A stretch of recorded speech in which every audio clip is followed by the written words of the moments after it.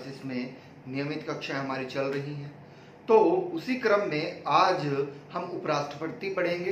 राष्ट्रपति के बारे में पूरी व्याख्या हमने आपको कर दी थी, ठीक है ना। तो जिसने नहीं देखा है वो राष्ट्रपति को जाकर देख सकता है। आइएगा, उपराष्ट्रपति में आप पहला पॉइंट लिखिएगा, बिल्कुल ध्यान से समझिएगा।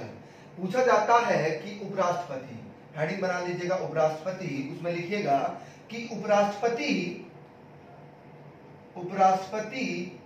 संघीय कार्यपालिका का दूसरा प्रमुख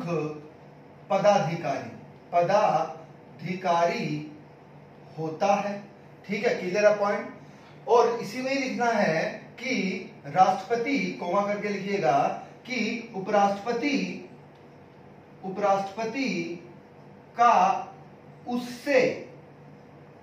उसके पद से जुड़ा कोई विशेष कार्य या फिर आप कह सकते हैं शक्ति या फिर दायित्व नहीं होता। बहुत इंपॉर्टेंट फैक्ट है, कथन निष्कर्ष में ये चीजें पूछी जाती है। लिख लीजिएगा, क्योंकि वह, ऐसे करके लिखिएगा, क्योंकि वह उपराष्ट्रपति के पद के रूप में कार्य नहीं करता है। ठीक है, वह राज्यसभा, इसको अंडरलाइन करिएगा, वह राज्यसभा का पदेन सभापति होता है। पॉइंट क्लियर हुआ कि नहीं हुआ? पॉइंट क्लियर है। यानी कि जो उपराष्ट्रपति होते हैं वह संघीय कार्यपालिका का दूसरा प्रमुख पदाधिकारी होता है। वह अपना कार्य, कोई भी कार्य या शक्ति या दायित्व उपराष्ट्रपति के रूप में नहीं करता है। वह अपना कार्य किसके रूप में करता है? वह अपना कार्य राज्यसभा के पदेन सभापति के रूप में करता है।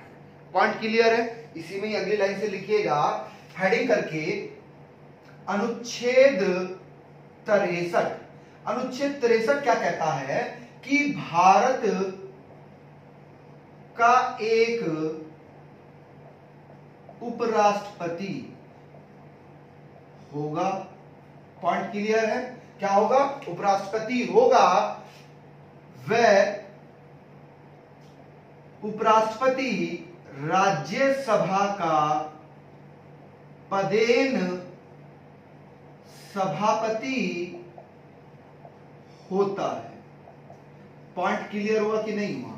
वास्तव में जो हमारे उपराष्ट्रपति होते हैं वही क्या होते हैं? वास्तव में वही राज्यसभा के पदेन सभापति होते हैं।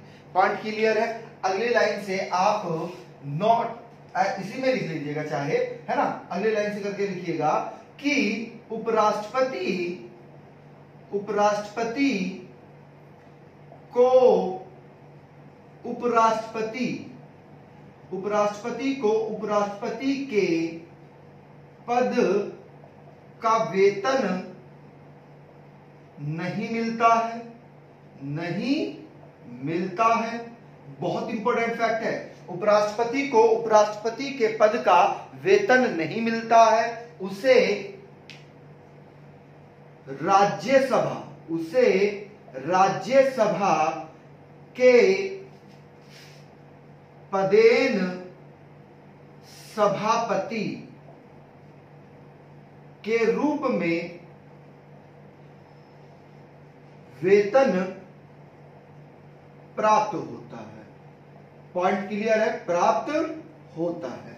बहुत इंपॉर्टेंट फैक्ट है। उपराष्ट्रपति जी को उपराष्ट्रपति के पद के रूप में वेतन प्राप्त नहीं होता है। उन्हें जो वेतन प्राप्त होता है वास्तव में वह वेतन उन्हें राज्यसभा का जो सभापति पद है उसके रूप में उनको वेतन प्राप्त होता है। आइएगा इसको रफ कर देते हैं। अगली लाइन से आप नोट करके एक चीज लिखिएगा, क्योंकि ये कथन निष्कर्ष में पूछी जाती है ना। नोट करके लिखिएगा, नोट करके लिखिएगा, नोट कि संविधान में उपराष्ट्रपति, एक मिनट होल्ड करिएगा,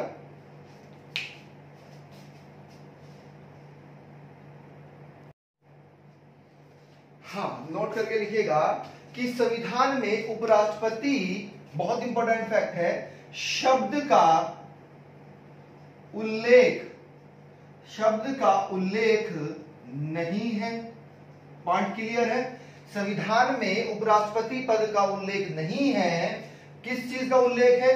राज्यसभा के सभापति नामक व्यक्ति के वेतन शब्द, ऐसे करिएगा, वेतन शब्द का उल्लेख है। पॉइंट क्लियर है? बात समझ में आ रही है? क्लियर है? पॉइंट आ रही है बात समझ में? पॉइंट क्लियर है कि संविधान में राष्ट्रपति शब्द का उल्लेख नहीं है, राज्यसभा के सभापति नामक व्यक्ति के वेतन शब्द का उल्लेख है। क्लियर है पॉइंट? आपको पता है, ब्रैकेट में नोट करके लिख लीजिएगा, कार्यवाहक राष्ट्रपति के रूप में भी कार्य कर सकता है।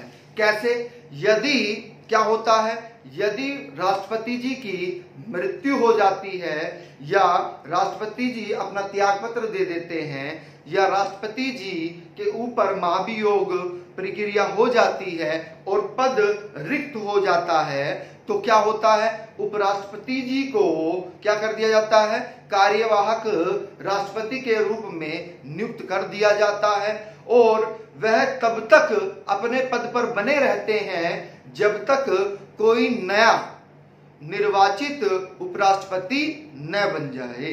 Clear point? आइएगा अगली लाइन से हेडिंग बना लीजिएगा, अनुच्छेद 63। अनुच्छेद 63 क्या कहता है? इसमें सीधा सीधा आपसे पूछ लिया जाएगा कि ये किससे संबंधित है, तो यह वास्तव में राष्ट्रपति की योग्यता से संबंधित है। किससे संबंधित है? राष्ट्रपति की योग्यता। अब अगर हम बात करें कि दो योग्यता तो बिल्कुल समान है और दो योग्यताओं में अंतर आ जाता है। राष्ट्रपति और उपराष्ट्रपति की योग्यता में दो तो समानताएं हैं और दो अंतर हैं। तो पहले समानताएं लिख लेते हैं। पहली समानता क्या है कि वह क्या हो भाई, भारत का नागरिक हो, और दूसरी समानता क्या है कि 35 वर्ष की आयु पूर्ण कर चुके हों। तो ये समानता हो गई किसके साथ में? राष्ट्रपति जी के समानता, यानी कि दोनों फैक्ट राष्ट्रपति व उपराष्ट्रपति जी के बीच में समानताएं दे रही हैं। यहां पर नोट करके आप लिखिएगा कि अब अंतर में, योग्यताओं में अंतर क्या है। तो योग्यताओं में अंतर को बिल्कुल ध्यान से समझिएगा, है ना, क्या अंतर आता है। देखिएगा, राष्ट्रपति के संदर्भ में क्या चीज है, राष्ट्रपति के संदर्भ में राष्ट्रपति क्या हो, लोकसभा के सदस्य निर्वाचित होने की योग्यता हो उनके पास में। लेकिन उपराष्ट्रपति के पद के लिए क्या होगा कि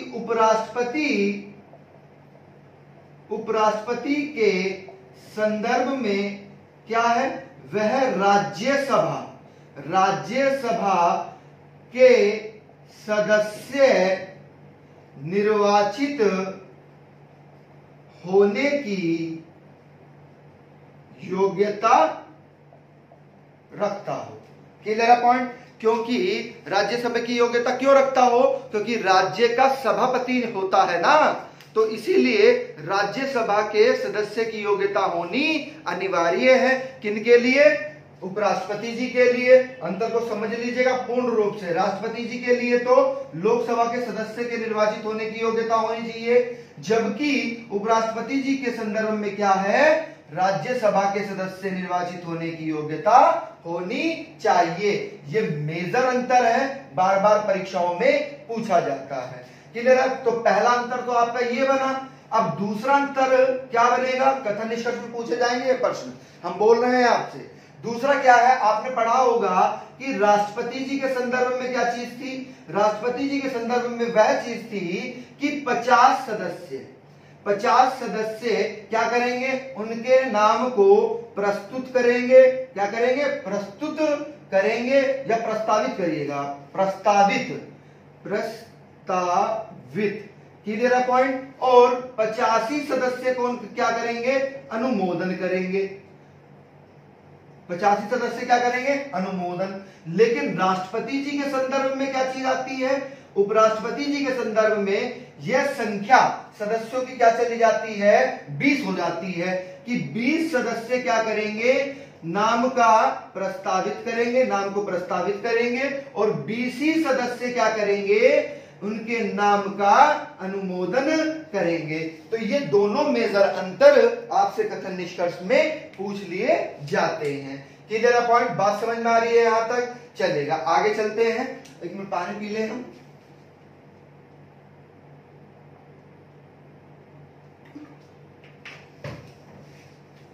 चलिएगा, अब अगला फैक्ट करके लिखिएगा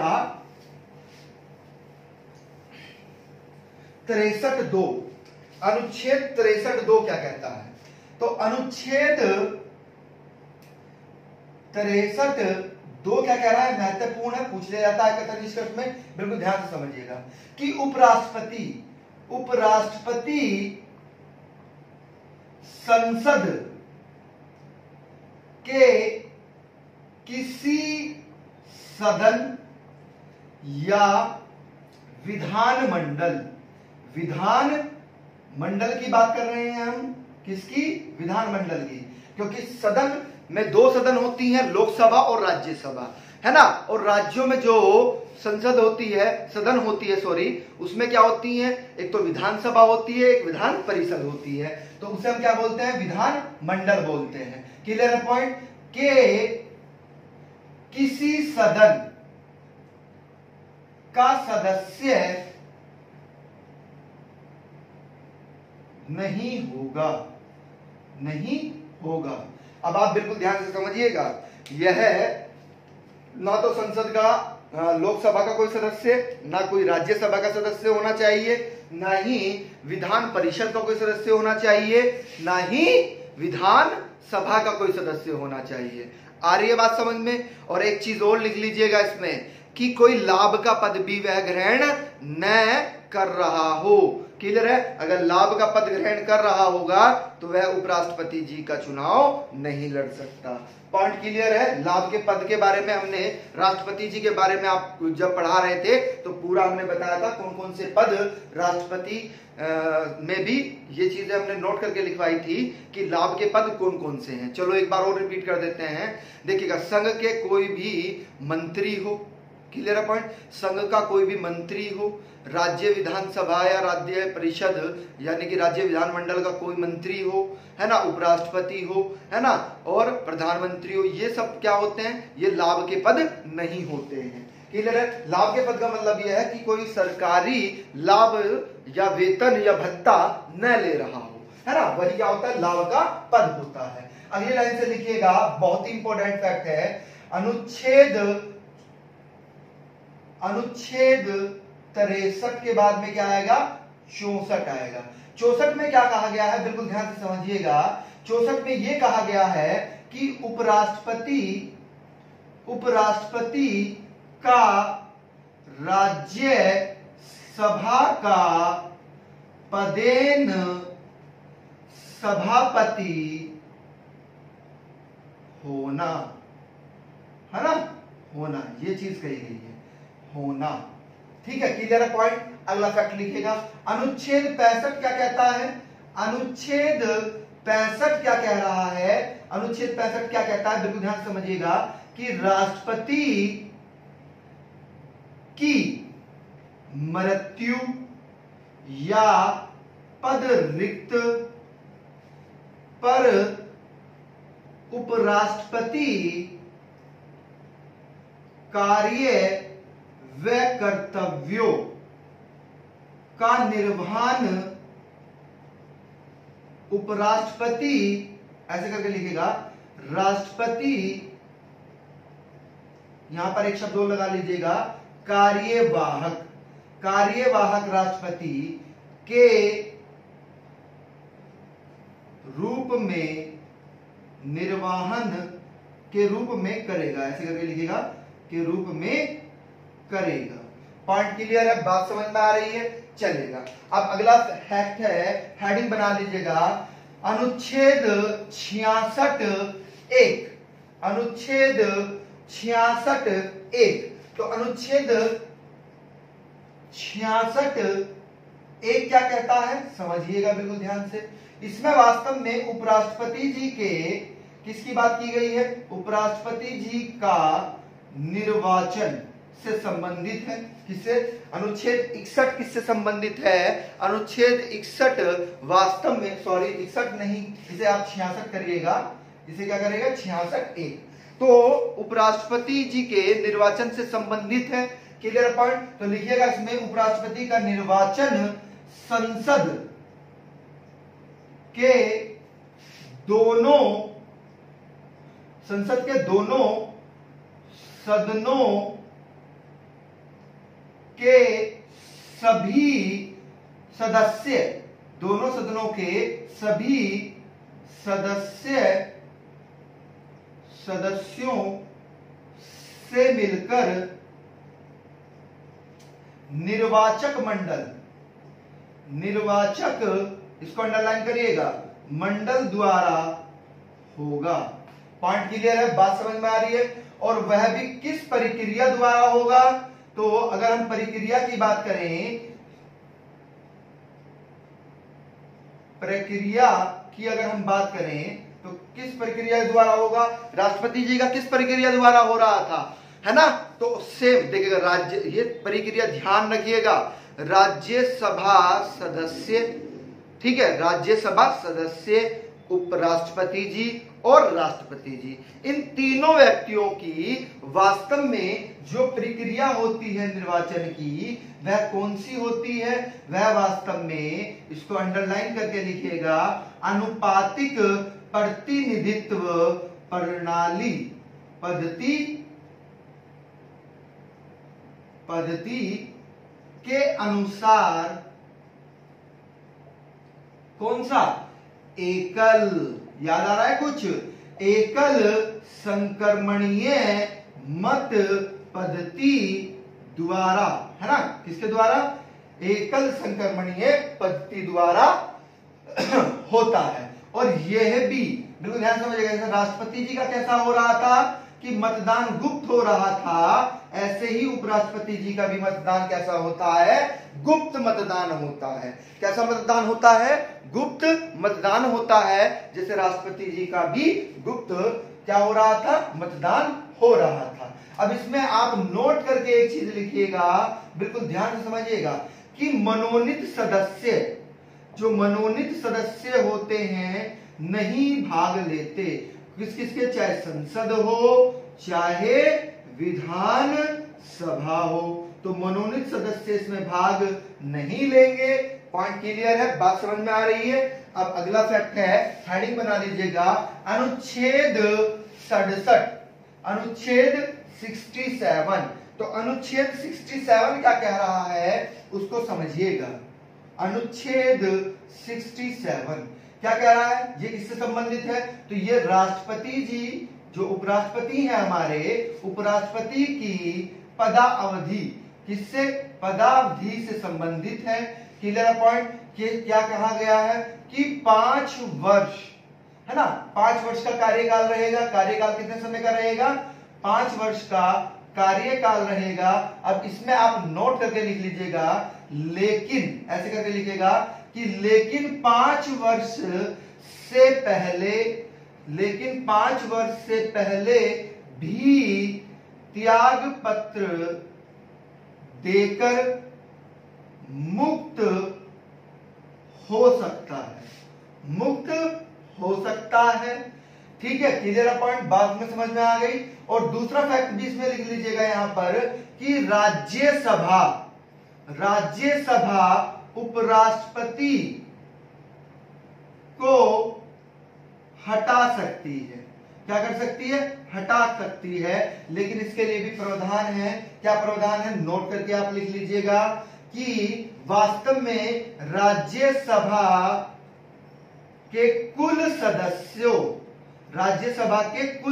कुल को अंडरलाइन करिएगा, कुल सदस्यों के बहुमत का कितना? 50% से एक अधिक, 50% से एक अधिक होने से हटाने के लिए प्रस्ताव पारित हो सकता है।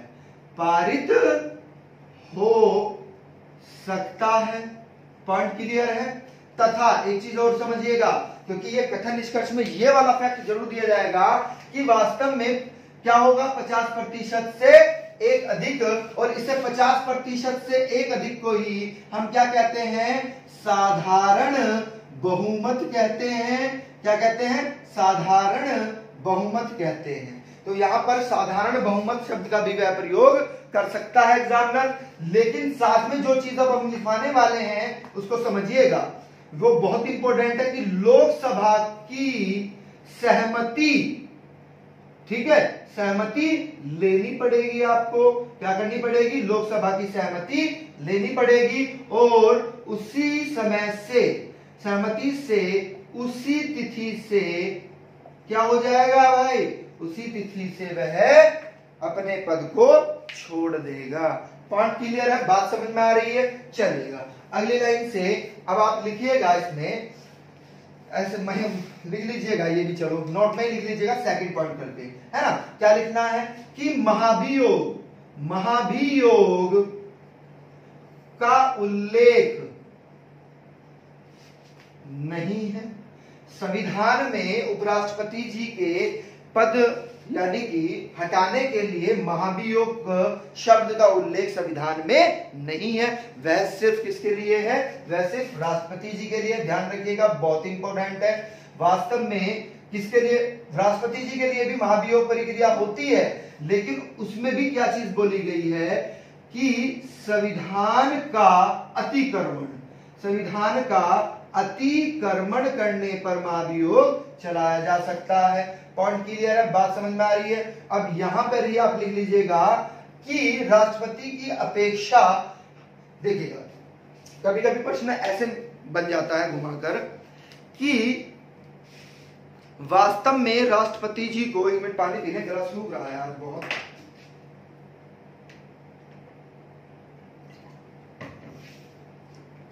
प्रश्न ये बन जाता है कि राष्ट्रपति जी को हटाना ज्यादा मुश्किल है या उपराष्ट्रपति जी को हटाना ज्यादा मुश्किल है।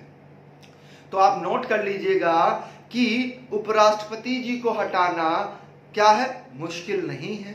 साधारण प्रक्रिया द्वारा अर्थात साधारण बहुमत द्वारा भी उनको हटाया जा सकता है। जबकि वहां पर राष्ट्रपति जी के संदर्भ में क्या था? 2/3 सदस्य अगर बहुमत करेंगे तो तभी वह हट सकते हैं। यानी कि वहां पर विशेष प्रक्रिया द्वारा किसको हटाया जा रहा था? राष्ट्रपति जी को हटाया जा रहा था। लेकिन उपराष्ट्रपति जी को तो साधारण बहुमत के माध्यम से ही हटाया जा रहा है। यानी कि 50% से एक अधिक अगर बहुमत मिल जाता है तो क्या हो जाता है? वह क्या हो जाएंगे भाई? चलो इनको लिख लो, दोबारा से रिपीट हो जाएगा आपका। आप लिख लीजिएगा, बहुत ही आसान है। देखिएगा 14 दिन पहले इनको भी सूचित कर दिया जाता है। 14 दिन पहले उपराष्ट्रपति जी को भी सूचना दे दी जाती है कि हम आपको हटा रहे हैं। ठीक है, आ रही है बात समझ में? लेकिन अंतर क्या है उसको समझिएगा कि राष्ट्रपति जी की बात करें या फिर हम उपराष्ट्रपति जी की बात करें। तो वास्तव में राष्ट्रपति जी में क्या होगा कि दोनों सदनों, बहुत इंपॉर्टेंट है, दोनों सदन का कितना 2/3 बहुमत आवश्यक है, जबकि यहां पर क्या है, केवल और केवल साधारण बहुमत की आवश्यकता है। किसकी आवश्यकता है? केवल और केवल साधारण बहुमत की आवश्यकता है। पॉइंट क्लियर है? चलेगा, आगे चलते हैं। हाँ, ये सब फैक्ट पूछ लिए जाते हैं, है ना, समझ विकसित होनी जरूरी है, देखिएगा, है ना।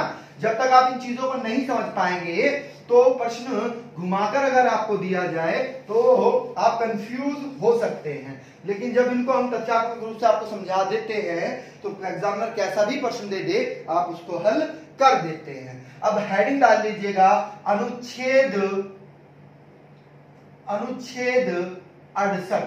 तो अनुच्छेद 68 क्या कहता है समझिएगा। वह वास्तव में उपराष्ट्रपति पद की रिक्त को करिएगा, रिक्ति को भरने के लिए निर्वाचन करिएगा, निर्वाचन कराने का समय और आकस्मिक रिक्तिक को भरने के लिए निर्वाचित व्यक्ति के पदावधि से संबंधित है। यानी कि उपराष्ट्रपति पद की रिक्ति को भरने के लिए निर्वाचन करने का समय और आकस्मिक रिक्तिकाओं को भरने के लिए निर्वाचित व्यक्ति की पदावधि से संबंधित है। पॉइंट क्लियर है? अब अगली लाइन से हेडिंग बना लीजिएगा अनुच्छेद, पहले इसमें एक चीज लिखिएगा, है ना, एक चीज लिखिएगा, आकस्मिक रिक्ति का मतलब क्या होता है इसको समझिएगा। इसी फैक्ट में अनुच्छेद 68 में ही आप नोट करके लिखिएगा कि अगर क्या हो भाई, अगर मृत्यु हो जाए या फिर त्याग पत्र दे दे या फिर पद क्या हो जाता है, रिक्त हो जाता है, तो उस समय में क्या होगा कि निर्वाचन शीघ्र होगा। क्या होगा? निर्वाचन शीघ्र होगा। लेकिन यहां पर क्या चीज बोली गई है इसको समझिएगा। संविधान में कार्यवाहक राष्ट्रपति पद का उल्लेख, ये भी प्रश्न पूछा गया है, उल्लेख नहीं है। पॉइंट क्लियर है? संविधान में कार्यवाहक राष्ट्रपति पद का उल्लेख नहीं किया गया है। पॉइंट क्लियर है? चलेगा, आइएगा अगला फैक्ट समझिएगा। इस अब आप हेडिंग बना लीजिएगा अनुच्छेद, हेडिंग बनाइएगा अनुच्छेद 69 यानी कि 69, अनुच्छेद 69 अर्थात 69 ये क्या कहता है इसको समझिएगा। हाँ, एक एक चीज आपको देखिएगा, हम अनुच्छेद के माध्यम से चीजों को क्लियर करते चल रहे हैं। इस तरह से किसी भी बुक में आपको नहीं मिलेगा। Clear point? किसी भी बुक में नहीं मिलेगा, इसको पढ़िएगा बिल्कुल ध्यान से एक एक चीज को। इसमें क्या कहा गया है कि अपने पद पर आसीन होने से पहले उपराष्ट्रपति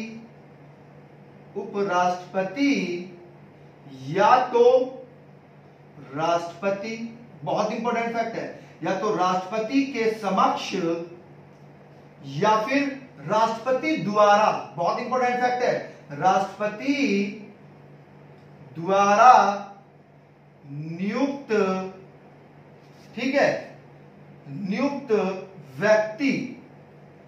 व्यक्ति के समक्ष शपथ ग्रहण करता है। या तो राष्ट्रपति के समक्ष शपथ ग्रहण करेंगे उपराष्ट्रपति, या राष्ट्रपति जी किसी कार्य विषय से बाहर गए हुए हैं तो राष्ट्रपति द्वारा नियुक्त किसी व्यक्ति के समक्ष क्या लेंगे, शपथ या प्रतिज्ञान लेंगे। पॉइंट क्लियर है, यहां पर समझ लीजिएगा। यह सीधा सीधा भी पूछ लिया जाता है कि यह किससे संबंधित है, तो यह वास्तव में उपराष्ट्रपति के शपथ या प्रतिज्ञान से संबंधित है। पॉइंट क्लियर है, बात समझ में आ रही है। अब आप समझिएगा, यहां पर नोट करके एक चीज इससे भी लिखिएगा, इसके संदर्भ में भी एक चीज आती है। आपसे पूछा जाता है कि राष्ट्रपति के शपथ का प्रारूप किस अनुच्छेद में है, तो अनुच्छेद 60 में है। क्या है, अनुच्छेद 60 में है। लेकिन आपसे अगर प्रश्न पूछा जाए कि उपराष्ट्रपति के शपथ प्रारूप किसमें है, तो अनुच्छेद 69 में है। किसमें है, 69 में। अब बिल्कुल ध्यान से समझिएगा, यहां से भी तथ्यात्मक रूप से प्रश्न बनेंगे। राष्ट्रपति जी अपना त्याग पत्र किसको देते हैं, राष्ट्रपति जी अपना त्याग पत्र उपराष्ट्रपति जी को देते हैं। पॉइंट क्लियर है। लेकिन उपराष्ट्रपति जी अपना त्याग पत्र किसको देते हैं, उपराष्ट्रपति जी अपना त्याग पत्र राष्ट्रपति जी को देते हैं। अब दूसरा फैक्ट समझिएगा, अगर हम कहें, बिल्कुल ध्यान से समझिएगा, कि जो राष्ट्रपति जी हैं वह अपनी शपथ जो होते हैं वह किसके सामने लेते हैं, शपथ का प्रारूप किसके सामने लेते हैं, तो वास्तव में वह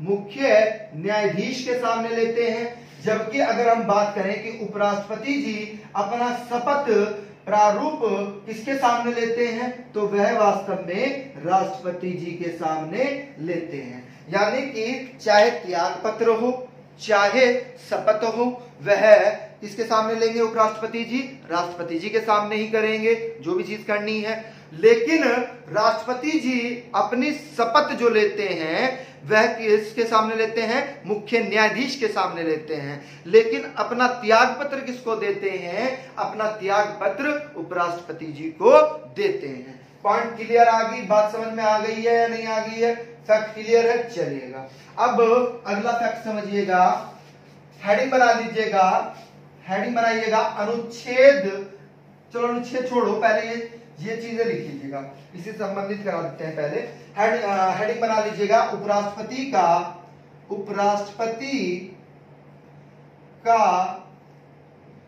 वेतन तथा भत्ता, हेडिंग डाल लीजिएगा। तो वास्तव में आपको पहले ही हम बता चुके हैं कि उपराष्ट्रपति जी को जो वेतन या भत्ता मिलता है वह राज्यसभा के पदेन सभापति के रूप में मिलता है, रूप में। क्लियर पॉइंट आ रही है बात समझ में। इसी में ही दूसरा फैक्ट लिखिएगा कि भारत की संचित निधि पर आधारित होता है कि इनका वेतन कितना होगा कि कितना नहीं होगा, पर आधारित होता है। यहां पर ही आप एक चीज नोट करके लिख लीजिएगा, कभी कभी प्रश्न बन जाता है, नोट करके लिखिएगा कि राष्ट्रपति व उपराष्ट्रपति के भत्ते व वेतन में कोई भी कटौती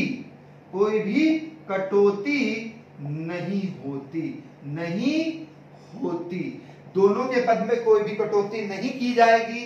पॉइंट क्लियर है। एक चीज नोट में ही करके लिख लीजिएगा, सेकंड पॉइंट करके, कि वास्तव में हुआ क्या, वास्तव में 1997 सन याद रखेगा, 1997 से क्या कर दिया गया, उपराष्ट्रपति का पेंशन, उपराष्ट्रपति के भी पेंशन का प्रावधान कर दिया गया है। क्लियर है पॉइंट, आ रही है बात समझ में। चलेगा अब अगली लाइन से हेडिंग बना लीजिएगा, उपराष्ट्रपति के कार्य एवं शक्ति। हेडिंग बना लीजिएगा, उपराष्ट्रपति के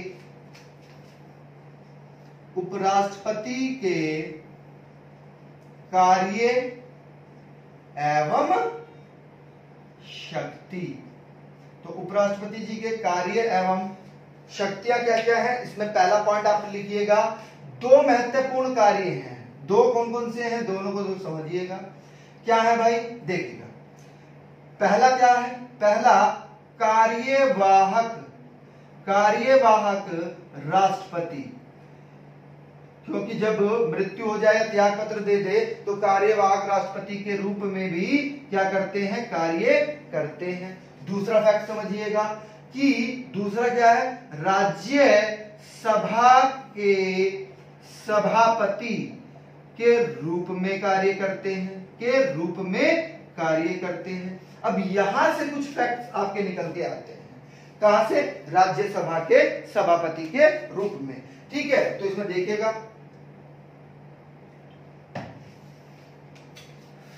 प्रश्न है पहला ही कि राज्यसभा का संचालन, तो राज्यसभा का संचालन वह किसी भी सदस्य को बोलने की अनुमति कौन देता है, तो उपराष्ट्रपति देते हैं, है ना।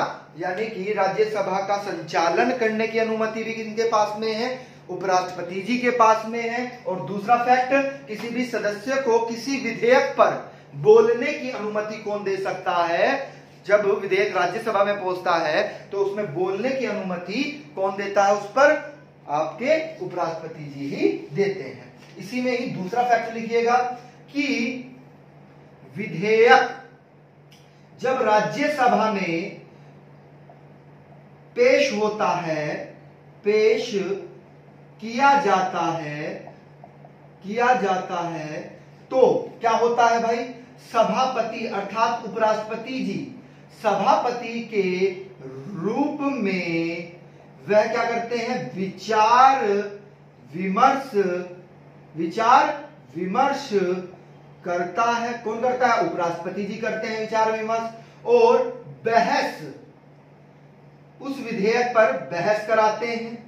क्या कराता है, बहस कराता है। और बहस किस किस के बीच में होती है, बहस पक्ष और विपक्ष के बीच में होती है। यहीं पर ही कोमा करके आप एक चीज लिख लीजिएगा कि पक्ष व विपक्ष में क्या कराता है, बहुत इंपॉर्टेंट फैक्ट है, मतदान भी कराता है। क्या कराता है, मतदान भी कराता है। यहां पर लिख लीजिएगा आप, नोट करके इसमें ही मतदान वाले में ही नोट करके लिखिएगा कि निर्णायक, क्या भाई, निर्णायक मतदान का अधिकार भी किनके पास में, उपराष्ट्रपति जी के पास में होता है। क्या इस निर्णायक मत का मतलब क्या है, अब होता क्या है, किसी विधेयक पर राज्यसभा में क्या हो गए हैं, मत बिल्कुल बराबर हो गए हैं, यानी कि पक्ष के भी मत इतने ही हैं और विपक्ष के भी मत इतने ही हैं। तो अब उपराष्ट्रपति जी की विवेकीय शक्ति है ये कि वह मत पक्ष के रूप में दे या विपक्ष के रूप में दे, है ना। तो जहां पर भी उनका मत जाएगा वह जीत जाएगा, है ना, वह क्या हो जाएगा, विधेयक पारित हो जाएगा। तो उसी हम क्या कहते हैं, निर्णायक मतदान का अधिकार कहते हैं।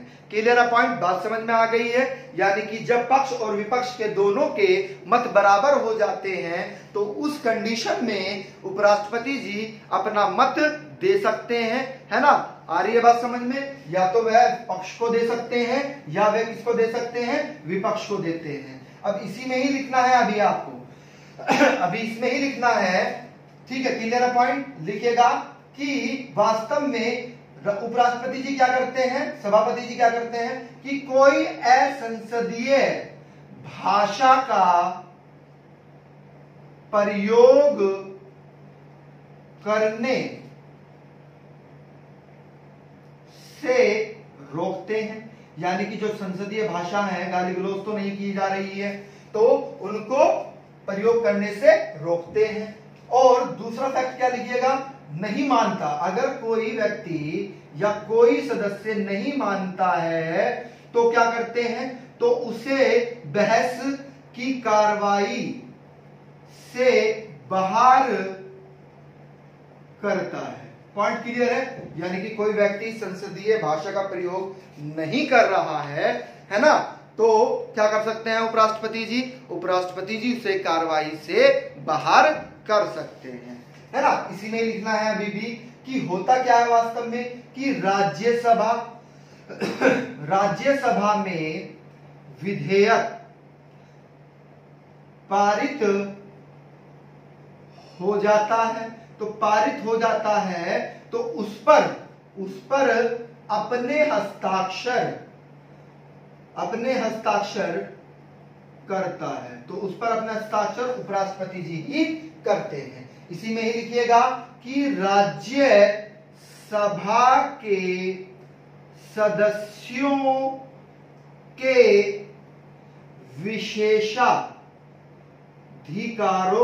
विशेषाधिकारों का क्या करते हैं भाई? उपराष्ट्रपति जी ही संरक्षण करता है।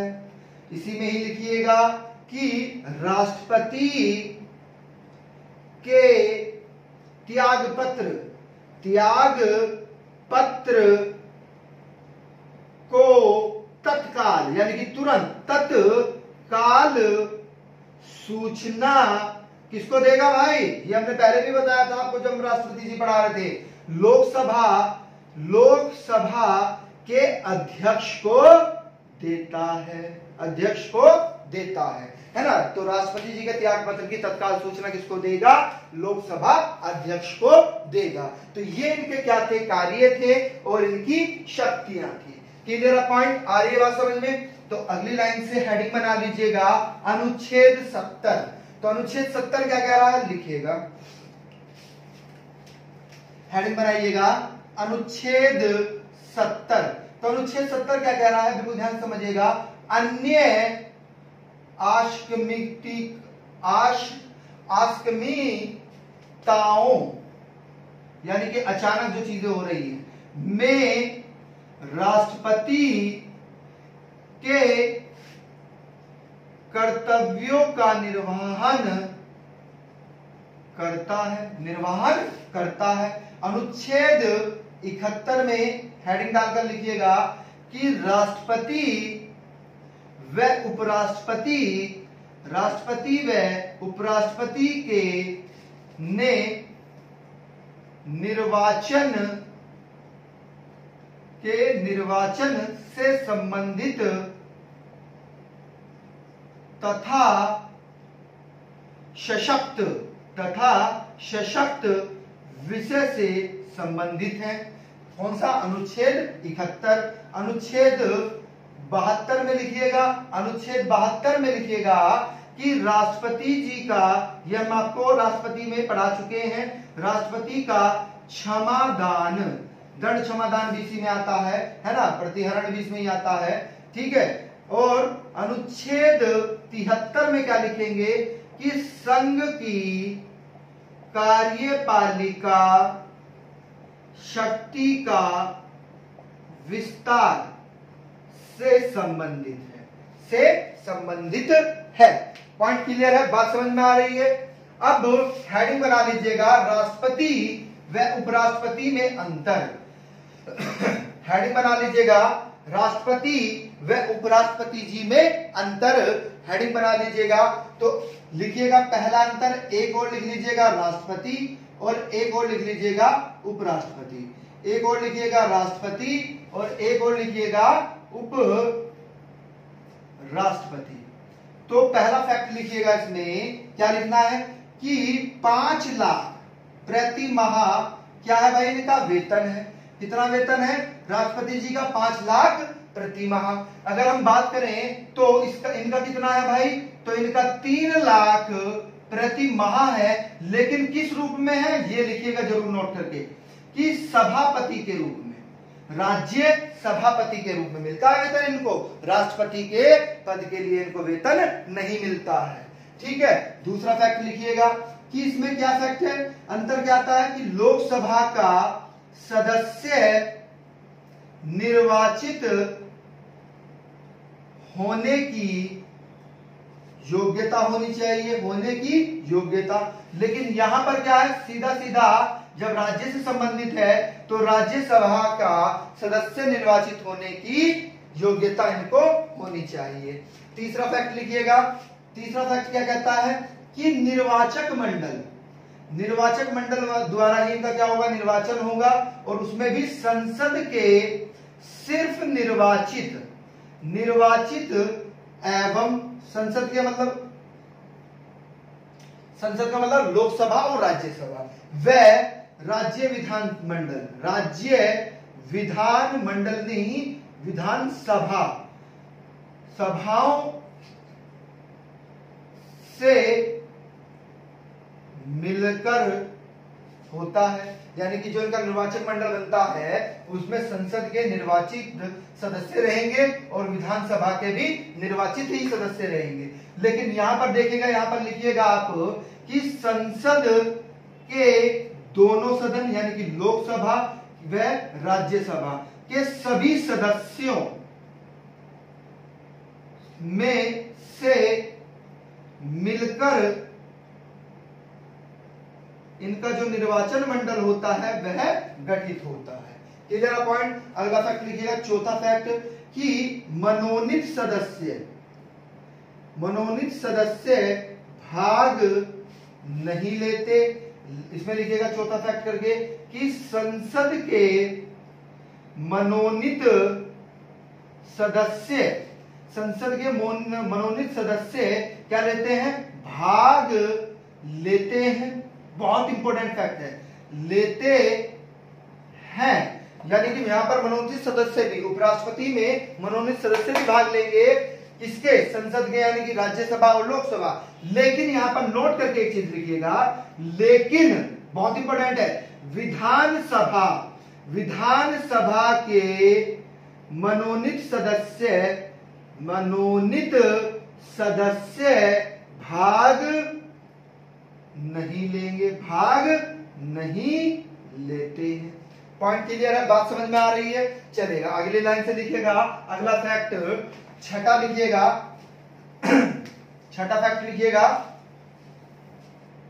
सॉरी पांचवा।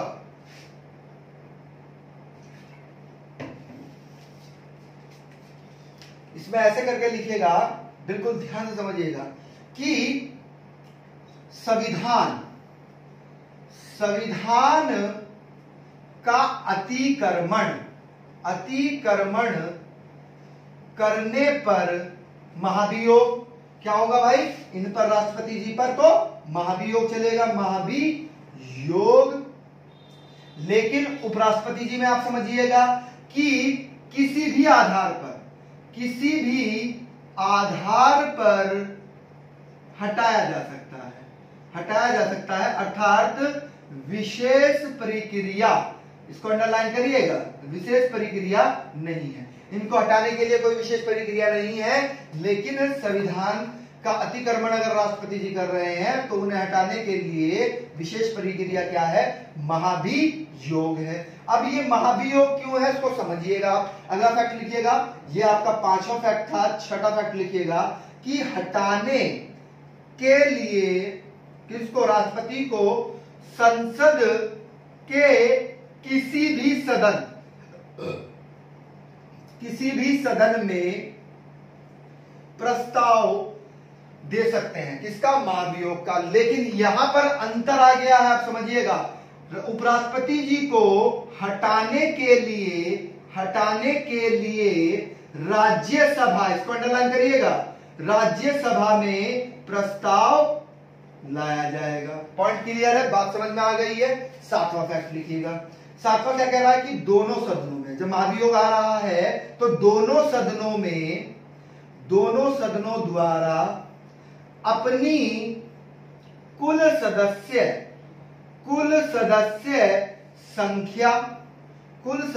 संख्या के 2/3 बहुमत पारित होना जरूरी है।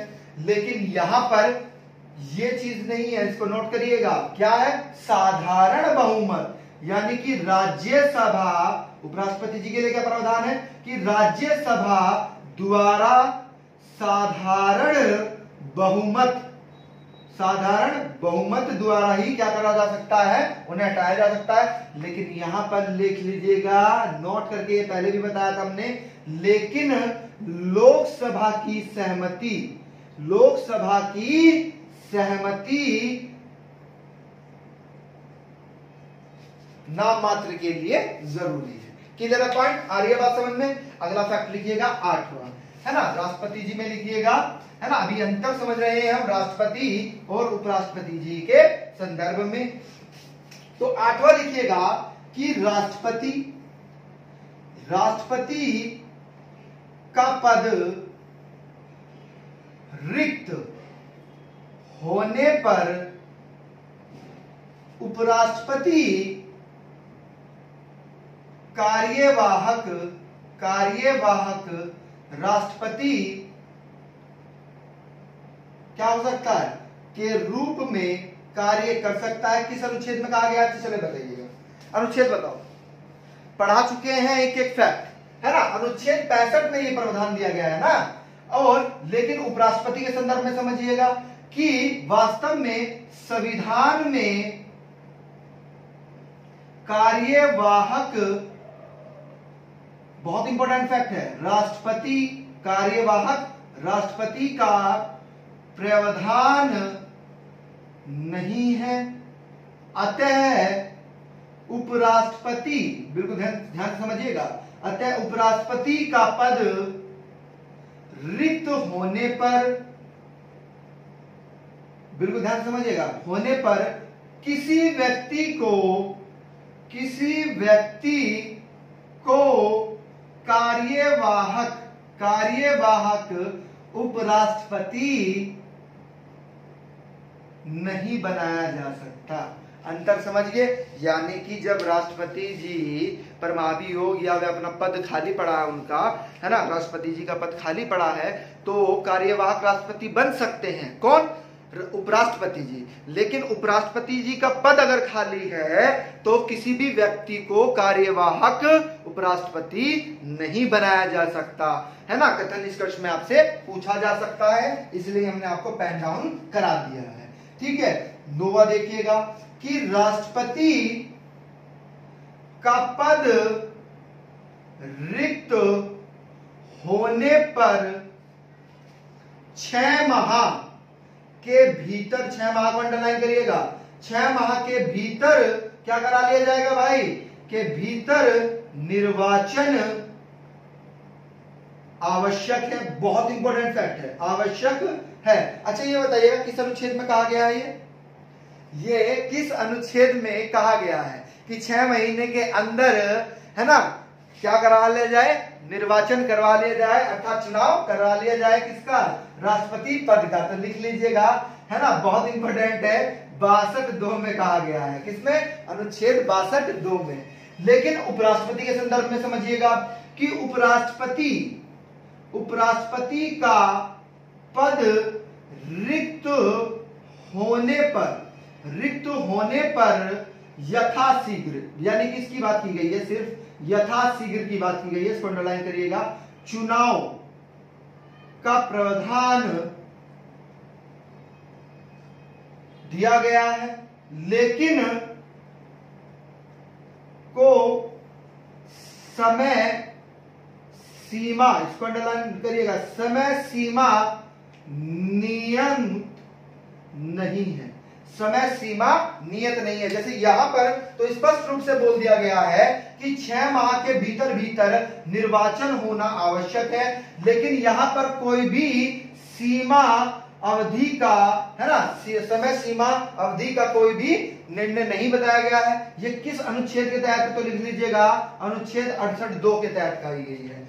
लास्ट फैक्ट लिख लीजिएगा अंतर में क्या है कि राष्ट्रपति जी, बहुत इंपॉर्टेंट फैक्ट है भाई, राष्ट्रपति जी संविधान